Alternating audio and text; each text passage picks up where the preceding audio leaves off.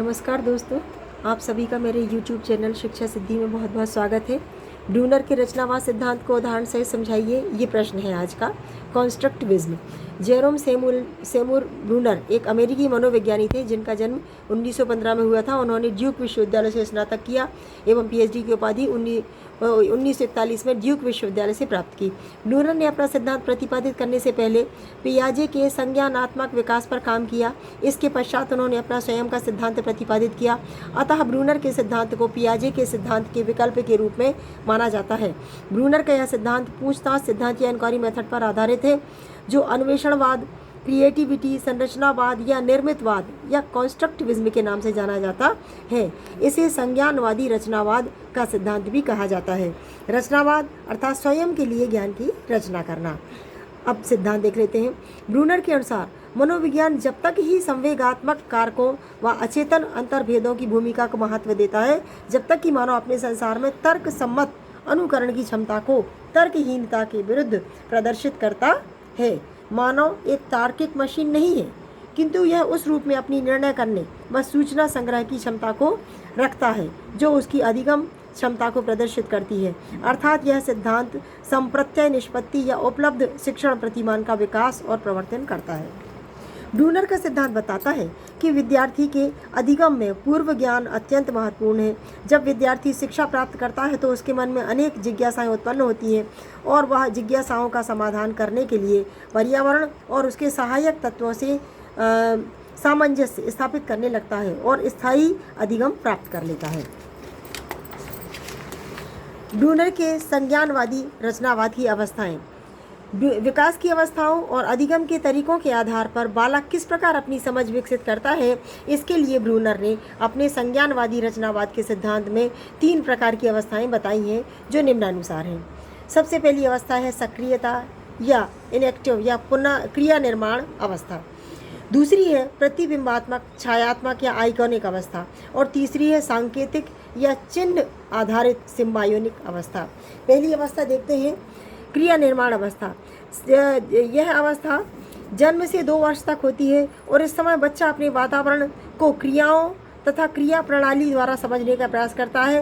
अर्थात बालक कोई ना कोई शारीरिक क्रिया करता है जिससे उसको अनुभव प्राप्त होता है और वह कुछ ना कुछ सीखता है। जैसे छोटा बच्चा हाथ पैर चलाता है, रोता है, पकड़ता है, अर्थात कोई ना कोई कार्य करके वह अपने अनुभव को सीखता है। जैसे हम देखते हैं कि सबसे पहले बच्चा अपनी माँ को पहचानने लगता है, क्योंकि सबसे पहले वह माँ की गोद में आता है तो वह उसका स्पर्श जानता है। धीरे धीरे वह उसकी तरफ देखने लगता है, उसकी उंगली पकड़ने लगता है। दूसरी अवस्था है प्रतिबिंबात्मक, छायात्मक या आइकॉनिक अवस्था।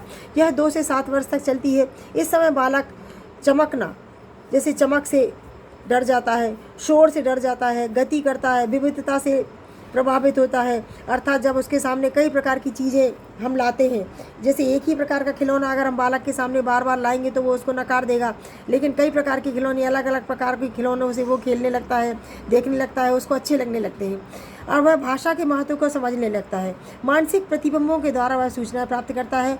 3 वर्ष के पश्चात बालक मूर्त चिंतन करता है, अर्थात वह अपने दिमाग में मूर्तियाँ बनाने लगता है। इस समय बालक में बोध विकसित करने के लिए चित्रों, मूर्तियों, प्रतिमानों, आइकॉन आदि का प्रयोग किया जाता है। जैसे कि हम देखते हैं कि जब प्ले स्कूल में जब बच्चा जाता है तो उसको खिलौने के साथ साथ अनार का, मतलब उसको अनार का चित्र दिखाया जाएगा या एक सिंबल रख देंगे, अनार का कोई आकृति दिखा देंगे। इस तरह से बकरी की जो भी सिखाने के तरीके हैं। जैसे दूसरा उदाहरण यहाँ लेते हैं कि दूध की बोतल को देखकर बच्चा रोने लगता है। मतलब वो बॉटल का चित्र उसके दिमाग में आता है और उसको लगता है कि बस ये बॉटल का चित्र आया, मतलब हमको दूध मिलेगा, इसमें दूध है और ये दूध मेरे लिए है। 3 से 4 वर्ष का बालक मानसिक क्रियाएं करके अपनी समझ को विकसित करता है। जैसे जब वो नानी उसको कहानी सुनाती है, चंदा मामा दूर के, पुए पकाए बूर के, आप खाएं थाली में, मुन्ने को दो प्याली में। बालक बिस्तर में दादी के साथ आंगन में पड़े पड़े चंदा मामा तक पहुंच जाता है। अर्थात वो रात में चंद्रमा तक देखता है और चंदा जब निकलता है तो वो सोचता है कि बस ये मामा आ गया। अब इसमें यहाँ पर मैं एक प्रसिद्ध शायर वसीम बरेलवी के एक शेर के माध्यम से भी समझाना चाहती हूँ इस प्रतिक्रिया को, कि नन्हे बच्चों ने छू लिया चांद को, बूढ़े बाबा कहानी सुनाते रह गए। अर्थात दादी तो सिर्फ कहानी सुना रही है, लेकिन बच्चे ने उसका प्रतिबिंब देख करके, अपने दिमाग में बना करके चंद्रमा को जानना सीख गया कि ये रात में जो निकलता है आकाश में ठंडा ठंडा दिखता है और सफ़ेद दिखता है, ये चंदा मामा है। अर्थात बच्चे में भाषाई विकास हो जाता है, कहानी को समझता है और चित्र बनाता है और वह प्रतिबिंबों के माध्यम से मानसिक क्रियाएं करने लगता है। 4 से 7 वर्ष तक आते आते उसे अपनी बातों में बहलाना आसान नहीं होता। अर्थात जब कभी पापा मम्मी पिक्चर जा रहे होते हैं तो बच्चे से क्या कर जाते हैं कि हम मम्मी को सुई लगवाने ले जा रहे हैं, लेकिन जब बार बार उसको यही उदाहरण देते हैं तो फिर बच्चा समझ जाता है कि नहीं, बार बार सुई लगवाने जाते हो क्या, कहीं और जा रहे हो। अर्थात उम्र बढ़ने के साथ साथ बच्चे में ज्ञान की समझ बढ़ती जाती है और 7 वर्ष का बालक अब समझदार हो जाता है। वह स्कूल में अपनी बाटल पहचानता है, अपनी कापी किताबें, अपना बस्ता सब पहचानता है और ढेर में से अपने जूते जो है, अगर जूतों का ढेर भी लगा है तो वो ढूंढ के ले आता है। और जब स्कूल का समय होता है तो सब सामान अपना समय से स्कूल के समय के अनुसार वो जमा लेता है। 7 वर्ष का बालक जो है वो 2000 शब्द बोल लेने की क्षमता रखता है और जानता भी है। तीसरी अवस्था आती है सांकेतिक या सिंबॉलिक अवस्था। 7 से 15 वर्ष की इस अवस्था में बालक अमूर्त चिंतन से सीखने की क्षमता का विकास कर लेता है। अर्थात जैसे जब बालक को गणित की क्लास में उसको गणित का सवाल टीचर करवाता है और इसके पश्चात फिर वो मिटा देता है वो बोर्ड से वह सवाल और फिर क्या परिभाषा बोलता है या प्रश्न बोलता है कि एक बालक पूर्व दिशा में 7 किलोमीटर चलता है, तो बच्चा कॉपी में लिखता भी चला जाता है और सोचता भी चला जाता है। अर्थात लिखने के साथ साथ उसके दिमाग में चित्र भी बनते चले जाते हैं, मतलब भाषा को वह चित्रों के माध्यम से समझने लगता है। इस समय बालक अपनी अनुभूतियों को ध्वन्यात्मक संकेतों भाषा के माध्यम से व्यक्त करता है। वह भाषा, गणित, विज्ञान, तर्क आदि सीख कर उसका उपयोग करने लगता है। उदाहरण के लिए स्कूल में टीचर गणित की प्रश्नावली का एक सवाल करता है तो बच्चा 4 अपने आप हल कर लेता है। सामान्य शब्दों में ब्रूनर के अनुसार शिक्षा जन्म से लेकर मृत्यु तक सीखने की प्रक्रिया है। इसके अनुसार हम ये समझ जाते हैं या ब्रूनर ये कहता है कि मनुष्य को किसी भी अवस्था में कोई भी विषय हम पढ़ा सकते हैं। अर्थात ब्रूनर का सिद्धांत प्रौढ़ शिक्षा को बल देता है। अब सिद्धांत का स्पष्टीकरण है कि ब्रूनर और केनी ने 1966 में प्रयोग के माध्यम से दिखाया कि बालक में पहले आइकॉनिक फिर सिम्बायोनिक मोड की प्रबलता होती है। अब यहाँ पर एक प्रयोग, यहाँ पर चित्र आप देखिए कि यहाँ 9 गिलास जमे हुए 3-3 की रो में, 3 × 3 के उसमें 9 गिलास जमे हुए हैं, जहाँ बाईं ओर पतले पतले और लंबे लंबे गिलास हैं और दाईं ओर मोटाई बढ़ती चली जा रही है। अब क्या होता है कि सबसे पहले बालक को मतलब जमे हुए गिलास दिखाए जाते हैं, इसके पश्चात इनको सब मर्ज कर दिया जाता है और फिर कहा जाता है कि अब आप इनको जैसा पहले था वैसा जमाइए। तो फिर क्या रिजल्ट निकलता है कि बच्चे जो 5 वर्ष तक के बालक थे उनमें सांकेतिक विधि विकसित नहीं थी, अतः वे सारे के सारे असफल रहे। वे आइकॉनिक मोड में थे, किंतु 7 वर्ष तक के बालक में आइकॉनिक एवं सिम्बॉलिक दोनों मोड विकसित हो गए और वे पक्षांतर में सफल रहे। अर्थात 7 वर्ष तक के सभी बालक इस प्रयोग को जमाने में सफल रहे। 6 वर्ष के कुछ बालक कुछ सफल रहे कुछ असफल रहे, लेकिन 5 वर्ष तक के सारे बालक फेल थे। ठीक है, तो यहाँ पर इन तीनों ही भाषा मतलब इस प्रयोग के द्वारा हम तीनों अवस्थाओं को जान सकते हैं। अब जब कोई भी सिद्धांत आता है तो सिर्फ सिद्धांत सीखने में कोई मतलब तो नहीं है, हम उसमें ये भी देखते हैं कि उसका शिक्षा में क्या महत्व है। ब्रूनर के सीखने के सिद्धांत के प्रमुख शैक्षिक निहितार्थ निम्नानुसार हैं। ब्रूनर का सिद्धांत प्रतिमान के रूप में ज़्यादा उपयोगी है। वह अपने कार्यपरक उपागम में अभिप्रेरणा, संरचना, अनुक्रम, पुनर्बलन को मुख्य बिंदु मानता है और वातावरण के उदाहरण को देखकर बच्चों को सामान्यीकरण करवाता है। यह दंड और पुरस्कार का भी समर्थन करता है। शिक्षण में संप्रत्ययों के अधिगम को विशेष महत्व देता है। कक्षा में शिक्षक को एक कुशल नियंत्रक की भांति विषय वस्तु के चयन, प्रस्तुतिकरण एवं विश्लेषण तक सजग रहना पड़ता है।